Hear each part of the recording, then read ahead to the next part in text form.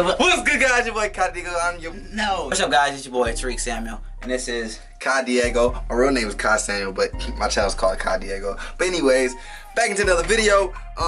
Today's video is gonna be about what's the difference between Army. Alright, so today's video is going to be about what's the difference between ROTC and Army West Point. We're talking about the Army ROTC, and because we're going to be comparing it to West Point. And so if you want to go ahead and give a short summary of what ROTC encompasses and what it's about, you can go ahead and do that. Alright guys, so I actually have a video about what is ROTC, what is Army ROTC and everything. So you actually gonna check that out on my channel. It's already out there. I'm not gonna explain this over and over again, but I'm gonna give a brief summary of what is ROTC. So what is ROTC? ROTC is a program that you do while you're in college. You don't have to get the scholarship right out of college. You can get the scholarship while you're in college. It's a program that the Army has, the Air Force has, and the Navy has. The Marines is actually under the Navy.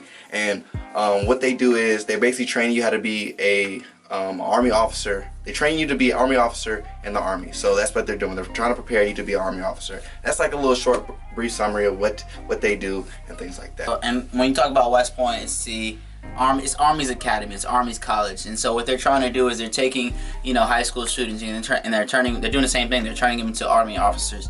And so you go through a 4-year long process. In my case, a 5-year long process if you go to the prep school, which is an option if you're not ready to go to the academy the first thing out of high school. But you go there and they teach you how to be an Army officer. They teach you how to be an infantry officer first, but then you learn, because that's the core of the Army, but then you learn everything else and encompasses the Army, and within that you get an education that is like none other. And so we're gonna go into more detail as we move forward, but these are the differences between ROTC. ROTC is more of a college-based Army program, that leadership program that helps develop officers, and then West Point is more of a Army DoD sponsored, not sponsored, but funded school that develops leaders of character. So we're going to go into the first topic, which is applications. We want to talk about the application process when it comes to ROTC. So with ROTC, there's many different ways to join ROTC. So you have your national scholarship, which you do in high school. You have, if you're already in college and you go to your local program, you can literally just sign up for your classes, talk to the program. They can sign you up for the classes and you're in the program and you earn a scholarship that way. There's also some other ways with being in the reserves and National Guard. I really don't know much about that, so I don't really like to talk about it, but there are ways that you can go that route, and you actually go talk to your local recruiter if you want to go that route and go to National Guard first, or go to the reserves first, and then go to ROTC while in the reserves or National Guard. So that's kind of like the 3 ways that I know of. There's probably many more ways, but that's only 3 ways that I know of. What are some challenges that come with the application process, and what should people look forward to or look to improve so that they can earn a scholarship, national scholarship? I actually have a whole video about that already on my channel, so y'all can go check that out. Give us some key points on the application process and what to look forward to when you're applying and what to focus on. So with the national scholarship that I got, I would say just build your resume. As in high school, do a lot of community service, be leaders. They love to see that on your application.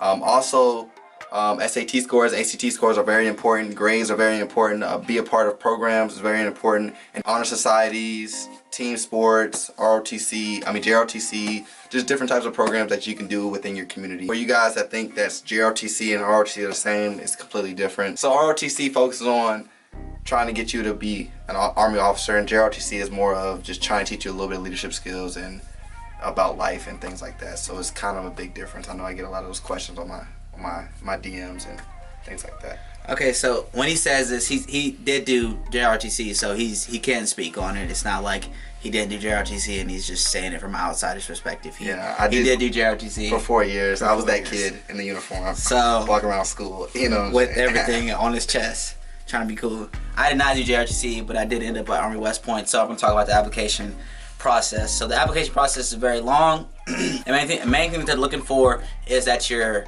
like you said, a part of your community. So a lot of the same things, that you're a leader in your community, and that you're doing things in your community. And so when you look at a lot of West Point applicants, they're looking for high ACT scores, high SAT scores, high grades, and they're looking for you to be a leader all around. They're looking for that all around package, that you're somebody that they can depend on, because an Army officer isn't just somebody who is somebody that oversees the people underneath them. They are somebody who has to lead and uplift, and so they're looking for that overall package. If you're a part of clubs, if you're a part of teams, if you're a part of things like that, then they're going to look at you and they're going to see a stronger application, especially when you have that high SAT score, ACT score, and high GPA. So those are the main things that I would focus on when you're doing it. You also have to pass a physical assessment. I think it's called the CFA, Cadet Fitness Assessment, and go through that process. So they're looking for somebody who's physically fit, academically sound, and somebody who's also socially aware. So make sure that you try to, balance all those things, because that's what they're looking for in an Army officer. Next thing we want to talk about is, why did we choose to participate in an ROTC program and for me personally, go to West Point? You can go ahead and talk about it. So the reason why I went to ROTC was, I always had a dream of doing ROTC in college and doing engineering. Back when I was in 6th grade, I always my dad told me about ROTC, and I always knew what I wanted to do. Then I got into where he's going, which is West Point, and I realized that I really wasn't the best fit for West Point, especially the academics wise and being the best candidate for West Point. So I stuck with ROTC as my first plan, and I went that route, and now I'm doing what I wanted to do back in 6th grade. So I'm just blessed. So like he just That said, wasn't really saying why I wanted to join. Good. All right. So why did you want to join West Point? West Point. Why? You're right. I did want to join West Point, but they didn't accept me. Right? They didn't want me to join. They didn't look at my SAT score. They didn't accept my application. Anyway. All right. So why did you want to? Forget stop moving back. Why did you want to participate in ROTC? Why did you go to ROTC route? My parents were military parents. My mom was in the Air Force, my dad was in the Army. I grew up around the Army people, Army lifestyle, so I was an Army brat. And ever since 6th grade, my dad told me about the ROTC program. I really liked the aspect of what he was talking about, such as going to college, and they're paying for your college and things like that. So I really got interested in ROTC, did some research, and just found out it was the best fit for me. I know West Point was also something I looked into, but I wasn't the best candidate for that. So I chose the ROTC route, and I got the 4-year ROTC scholarship, which a lot of y'all guys know on my channel. Anyways, that's really the reason why I went the ROTC route. All right. So with that, initially my mom kind of pushed us into the ROTC route, making sure, just trying to keep our options open, make sure that we had backup scholarships if things didn't work out. So I ran track in high school, and I was looking to get a track scholarship. It was going okay, but wasn't going as well as I thought it would, until I got a call from Army West Point. I got a call from Army West Point, track program, track coach, and he convinced me to come down for a visit. And after I visited the school, I saw that, I've always wanted to serve people, and so when I went there, it was kind of something that kind of clicked. It was an opportunity that I wasn't going to have anywhere else. But I also, like him, I wasn't academically inclined to go to West Point, and so they sent me to the prep school. Or they had an application for the prep school. And so, in doing that, I knew that it was going to be a 5-year process, but I knew that it would be worth it if I got through it. And so, West Point is an academically challenging school. It's a stressful environment, but they put you into that environment so that you come out a better person. And so right now I'm going through it, and obviously you have your trials and tribulations, but I went to West Point because I saw it as an opportunity that I couldn't pass up, to better myself and to potentially help manifest something that could better the world. So yeah, I know that's kind of cliche, but that's honestly how I feel about why I went to West Point. So the next subject we'll be talking about is the expectations of ROTC and West Point. So I'll start off with ROTC.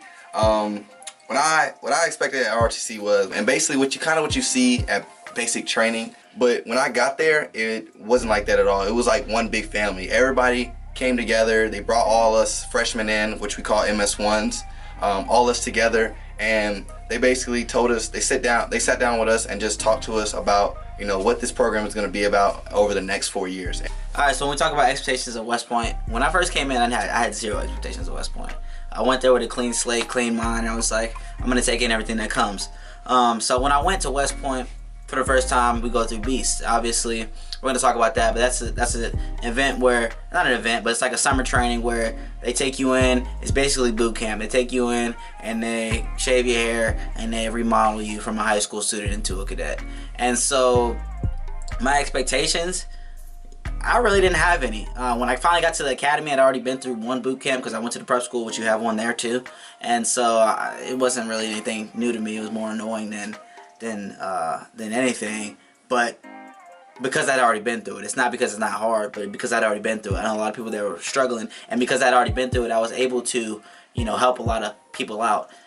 So I didn't really have any expectations going into it. But now that I'm there, they have expectations of me. And so some of the things that they expect from me is to be, honorable, to not lie, cheat, steal, or tolerate those who do, which is the cadet honor code that you all have to follow.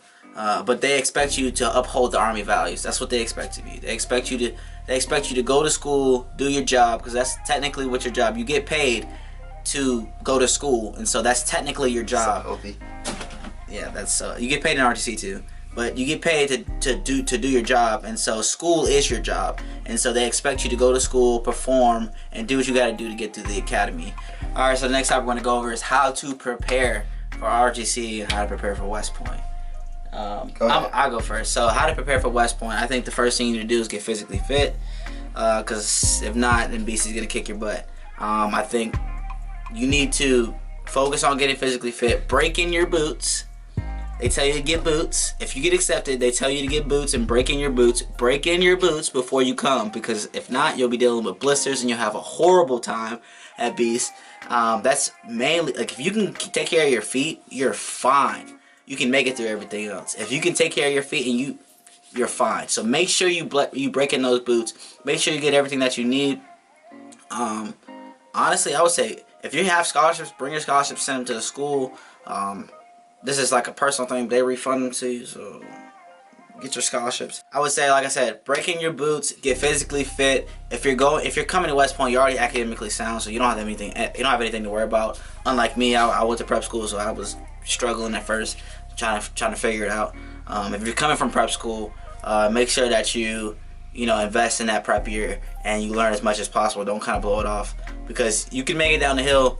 You can squeak yourself by and make it down the hill, blowing stuff off, but you're gonna have a hard time at staying here at the academy if you do that and you don't change and you try to. Because I was somebody who came and didn't do homework in high school, so coming here and actually learning how to study was something that was huge for me. I had to learn how to time manage, all that stuff, because I did homework in high school in the classroom or in my car before class. So I was that type of student in high school, but I was able to get by.